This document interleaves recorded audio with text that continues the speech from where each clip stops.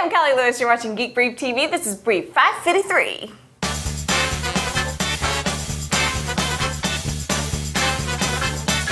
This, because of the economic slowdown, I'm sure has been a slow year in gadget news, but this week it's been pretty hoppin'. Let's start with some camera news that may not have much impact immediately, but it'll change quite a bit in the coming years.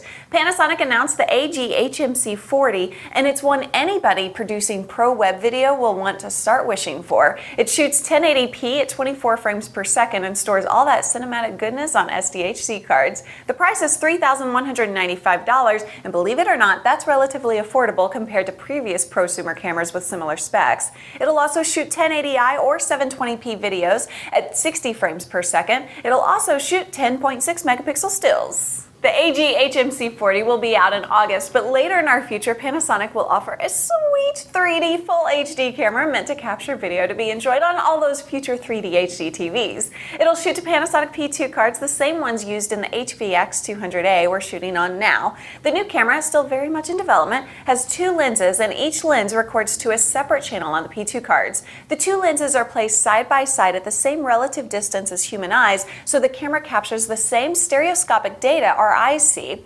This is the first day I ever realized that Geek Brief TV might someday be in 3D.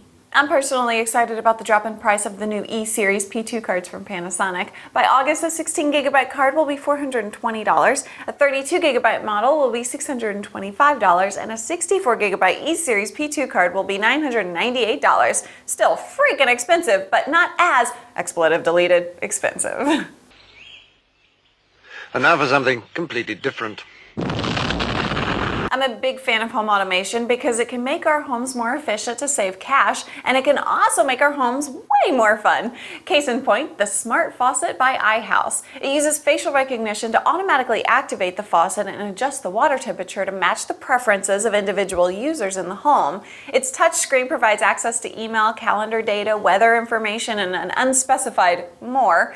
I'd be happy with just Twitter. LED lights change the appearance of the water as it heats up or cools down. Today's Geek Brief features a lot of stuff few of us will actually be buying, so let's do one more that makes sense for all of us. It's the Belkin Micro Auto Charger. We've seen this before, but this one looks especially sleek because it doesn't stick out as much as some of the others. In fact, Belkin says it sits flush with your car's dash when it's plugged into the DC power socket. There isn't much to say about it. It's USB power from your car and it looks nice. Sweet and simple. I'm hesitant to talk much about Twitter because it's gone so mainstream now, but this is sufficiently geeky that I don't think you'll hear about it from Mario Lopez. Adam Wilson, a University of Wisconsin-Madison biomedical engineering student, created an interface between an electroencephalogram and an on-screen letter selector. The computer monitors brain waves and inputs the desired letters into a tweet. Twitter, since it's limited to 140 characters, is actually a pretty nice choice to use to demo the project. Thanks for watching. Always remember, never forget, my promo codes GB1 or GB2 or GB3 all save you money when you enter them at checkout at GoDaddy.com.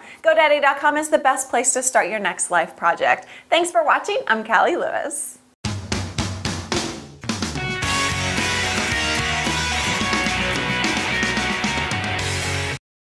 You messed with my head.